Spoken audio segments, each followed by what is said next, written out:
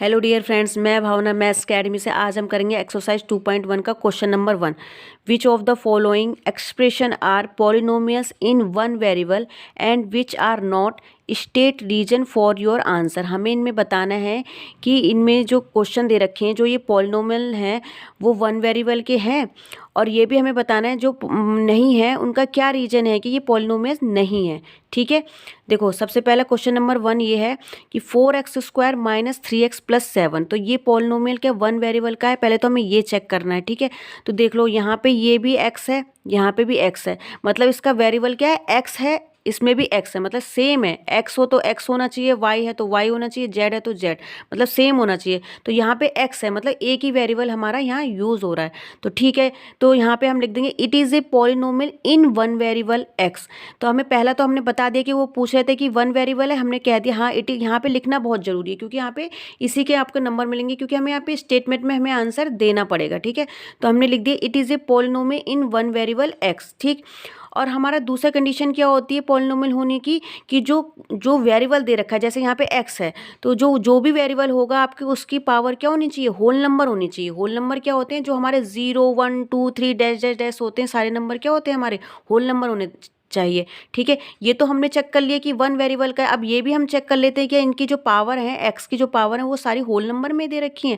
तो देखो एक्स की पावर 2, 2 क्या होता है हमारा होल नंबर होता है। एक्स की पावर, जब यहाँ पे कुछ नहीं, कोई नंबर नहीं है, तो इसका मतलब क्या है, यहाँ पे 1 है, तो इसका मतलब 1 भी हमारा क्या हो गया, होल नंबर। ठीक, तो इसका मतलब ये हमारा it is a polynomial in one variable x आप लिख दोगे, and all the power of x are whole number. और आपने ये भी बता दिया कि जो इसकी जो एक्स की सारी पावर है वो क्या है, होल नंबर में। ठीक, तो ये क्या हो गया, आपका पॉलिनोमियल हो गया वन वेरिएबल का। ठीक, अब बात कर लेते हैं इसके सेकंड पार्ट की। सेकंड पार्ट में कह रहा है y² प्लस √2, क्या है, y² प्लस √2।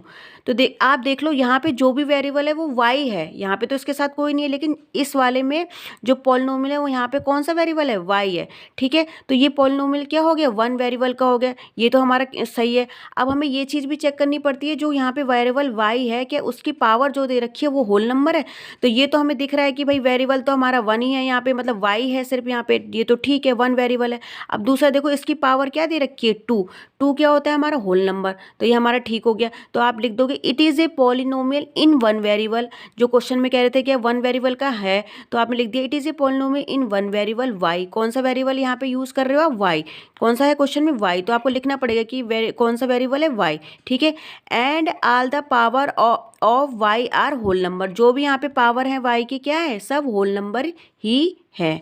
ठीक, क्योंकि y की पावर यहाँ पे कितनी दे रखी है, 2, 2 क्या होता है हमारा होल नंबर। ठीक, अब क्वेश्चन नंबर 3 देख लो इसका, 3 under root t plus t √2। ठीक है, सही से देखना। अब देखो यहाँ पे इस क्वेश्चन को मैं ऐसे लिख सकती हूँ, टी की पावर 1/2, अंडर रूट का मतलब क्या होता है कि किसी की पावर 1/2, तो टी की पावर 1/2 ऐसे करके लिख सकते हैं, और प्लस टी√2।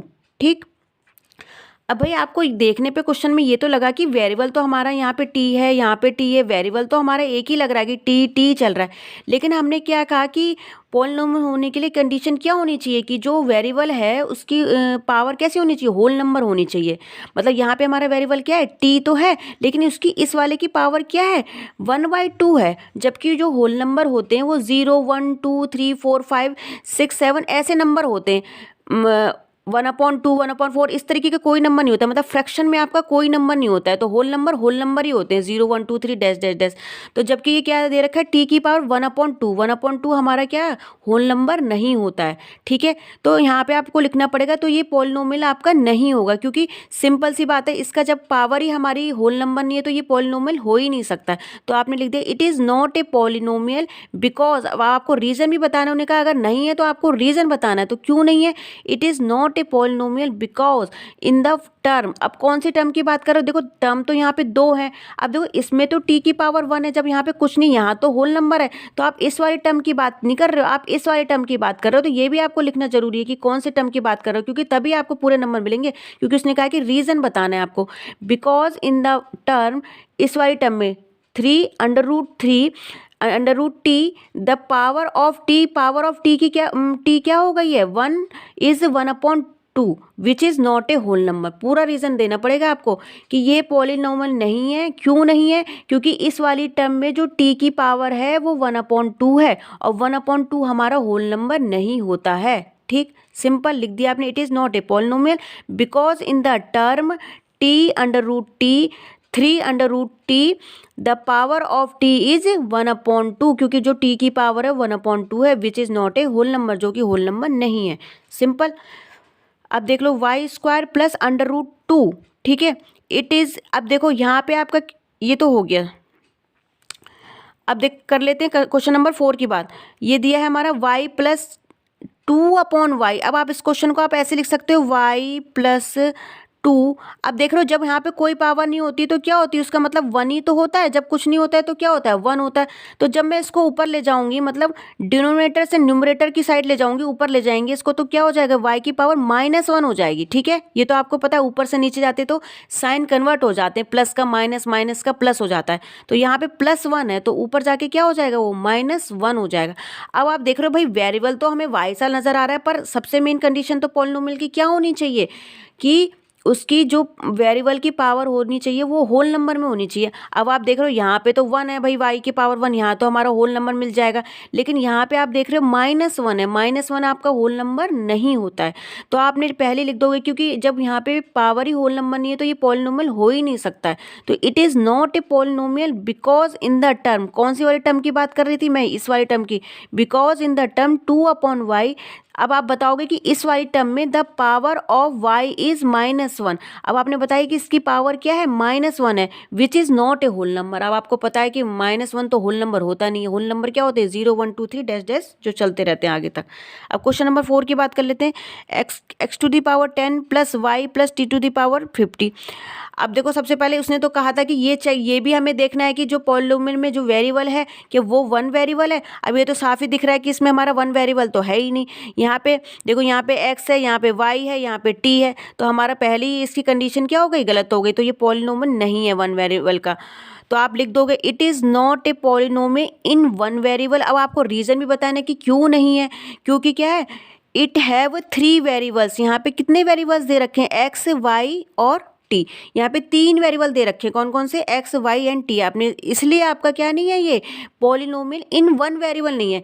पॉलिनोमियल तो है, ये पॉलिनोमियल तो इसलिए हो रहा है क्योंकि इसकी जो सारी पावर है वो सब होल नंबर है। लेकिन क्वेश्चन में इन्होंने पूछा है कि 1 वेरिएबल का है नहीं है, पर हमारा 1 वेरिएबल का नहीं है, क्योंकि इसमें 3 वेरिएबल दे रखे हैं, x y एंड t, इसलिए ये हमारा 1 वेरिएबल का पॉलिनोमियल नहीं होगा। ठीक, तो हमने लिख देंगे it is not A polynomial in 1 variable, it have 3 variables. यहाँ पे 3 वेरिएबल्स है, x y एंड t।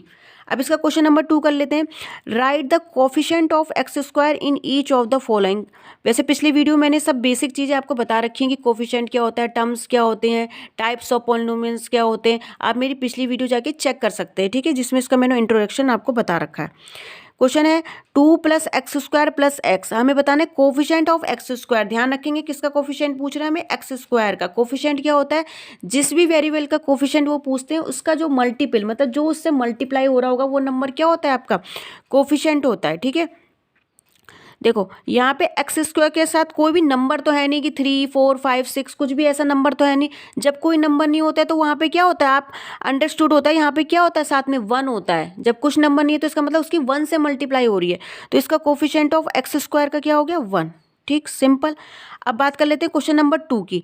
अब देखो इसमें भी क्या है, 2 - x² + x³ x²। सबसे पहले तो हम जैसे यहाँ पे x² देखा हमने, तो यहाँ पे 1 था हमारा, ठीक है, कुछ नहीं होता तो 1। अब यहाँ पे भी आपने x² चेक करा, अब यहाँ पे देख रहे हो माइनस लगा हुआ, और जो यहाँ पे भी कुछ नहीं है। अब कुछ नहीं है तो मैंने क्या बताया, क्या होता है, 1 होता है, उसके मल्टीपल में क्या होता है, 1। और यहाँ पे आप साइन भी देखोगे, साइन क्या लगा हुआ है, माइनस लगा हुआ है। क्या लगा हुआ है यहाँ पे, साइन। यहाँ पे क्या था, प्लस। अब प्लस को हम शो नहीं करते हैं, क्योंकि कोई भी नंबर अगर जिसके आगे कुछ नहीं होता है वो क्या होता है, प्लस ही होता है। पर जहाँ पे माइनस लगा होगा हमें वहाँ पे माइनस भी शो करना पड़ेगा। ठीक, तो हमें यहाँ पे 1 है और क्या है आगे, उसके आगे -1। ठीक, अब थर्ड वाले क्वेश्चन की बात कर लेते हैं। π/2 x² + x। अब देख लो x² का कोफिशिएंट, मतलब x² के मल्टीपल में क्या है, यहाँ पे जैसे 1 था, यहाँ पे -1 था। अब यहाँ पे क्या है, x² का कोफिशिएंट π/2 क्या है, यहाँ पे किससे मल्टीप्लाई हो रही है, π/2 से। तो सिंपल इसका कोफिशिएंट x² का क्या हो गया, π/2। अब इसकी देख लेते हैं। Coefficient of x square. अब आपको इस पूरे पॉलिनोमियल में कहीं एक्स स्क्वायर दिख रहा है?